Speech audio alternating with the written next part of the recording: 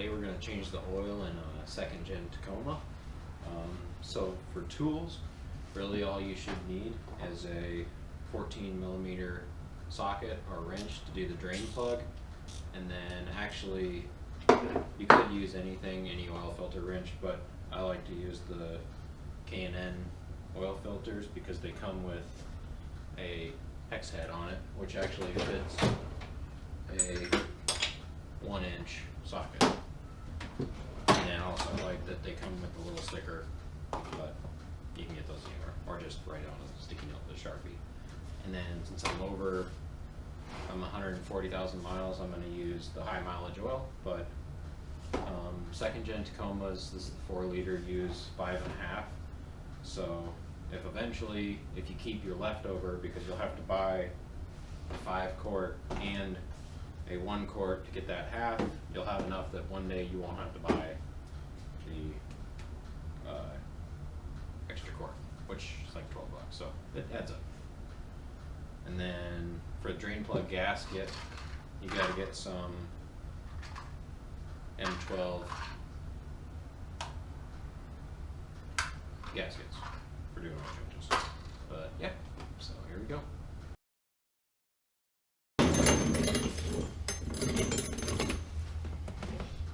Okay, so you can see behind there's the first skid plate, and then skid plate under the CVs and the front differential, and then here we have the engine oil drain plug. So drain pan there, and with our 14mm, we are going to break it loose.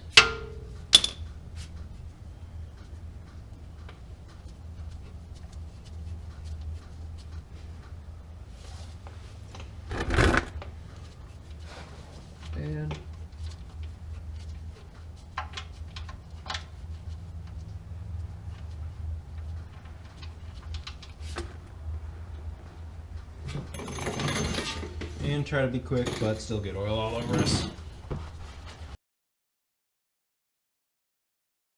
Okay, so now that we have the drain plug out and we're draining all the oil, we're going to remove the fill cap so that it drains easier.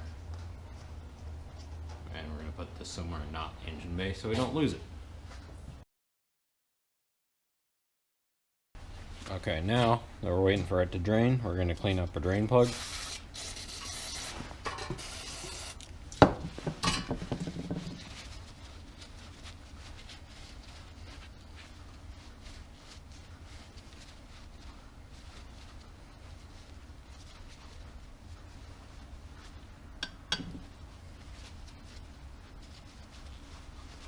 Okay, now that that's clean, we need to put a new washer or gasket on it. So for 12, I have a 2012 second gen Tacoma 4-liter. You're going to need a M12 gasket. They have brass, they have all sorts of material. I've been using these and they work pretty good.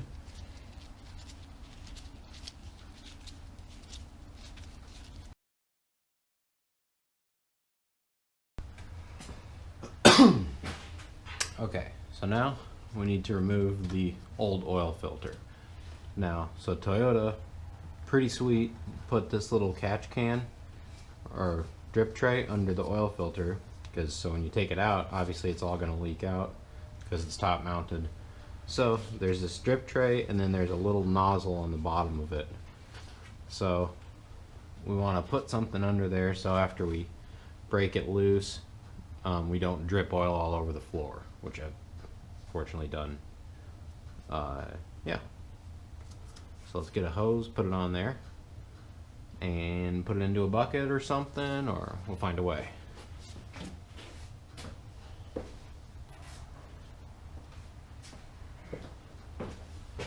Okay, try a attempted solution. We got a bunch of rags in there to catch all the oil, some zip ties so we can adjust it, and we're going to wiggle this down in there and put it under that nozzle. And then we tighten it up so you can see it's under that little thing. And now when we take it out, we should be able to not spill all over the place. Okay, so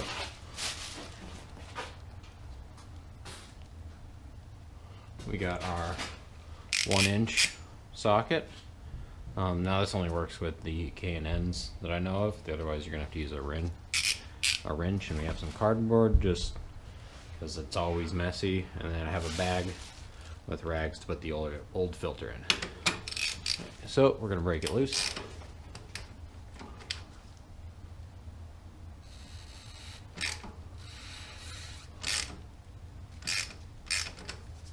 Okay.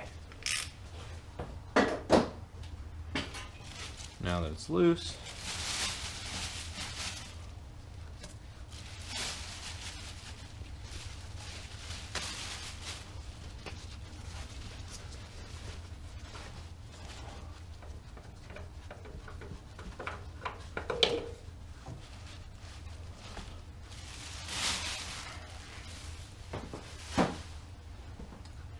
alright, go get that out of there. And start cleaning up our mess.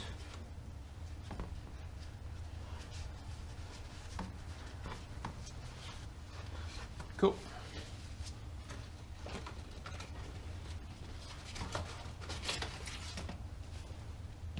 Okay, we're dripping a little.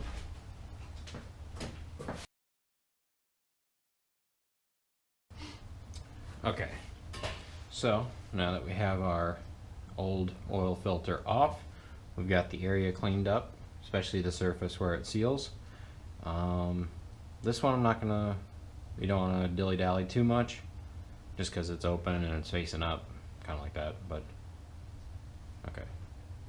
So, alright, old oil filter's off, area's cleaned up, time to put on the new oil filter. As you can see, it's wet. We put oil all the way around the seal, get that nice and wet with oil, and that'll give you a better seal. It'll also help when you're turning it on, you won't tear the gasket. If it's really dry, supposedly it might tear it, I don't know, but yeah. So now we're gonna hand tight put it on. Not gonna use a wrench or any mechanical thing.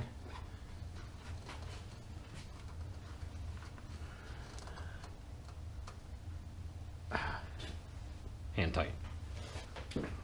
We're also going to date it while we're at it.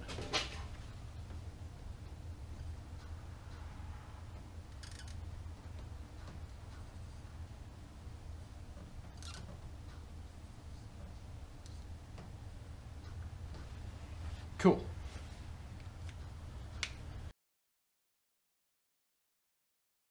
Okay, so now we got to put the drain plug back in. So we're going to clean up our surface because we want a good seal.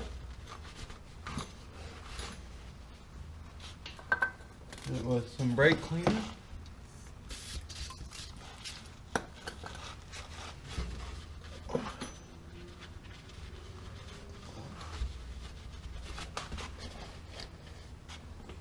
And then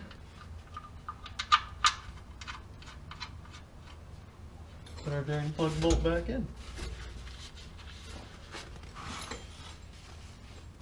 Now, you're going to want to do, I like to use this stubby ratchet so I don't over torque it, because you really don't want to cross thread this. You just don't want it to leak.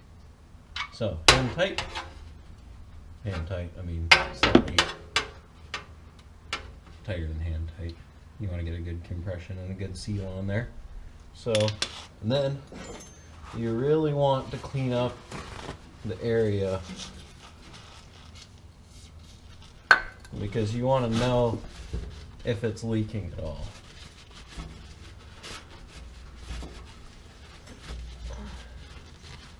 So make sure there's no oil anywhere that you could confuse for a leak. Cool. There you go.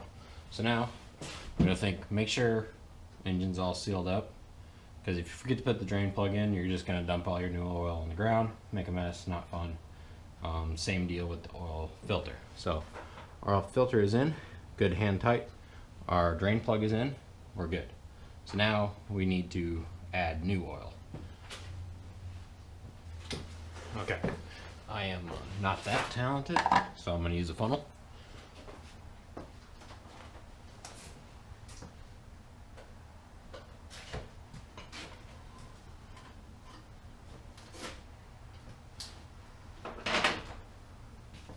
And 4 liter is going to take 5.5 quarts, so we know it's going to take this entire quart. Also, this is 5W30,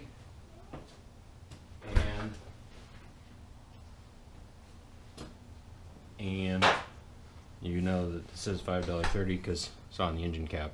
It says 5W30. You can also find this in the owner's manual, or if you are normal online. So yeah.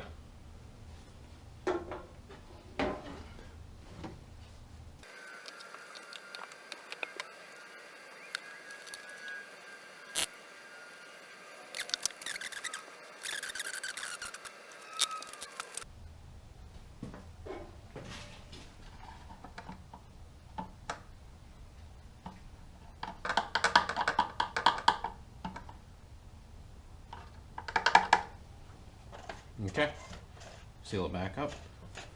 Once again, hand tight. Cool.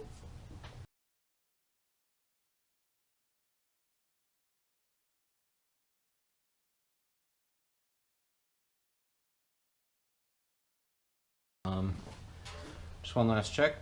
We have everything we took off is back on. Drain plugs on. Fill caps on.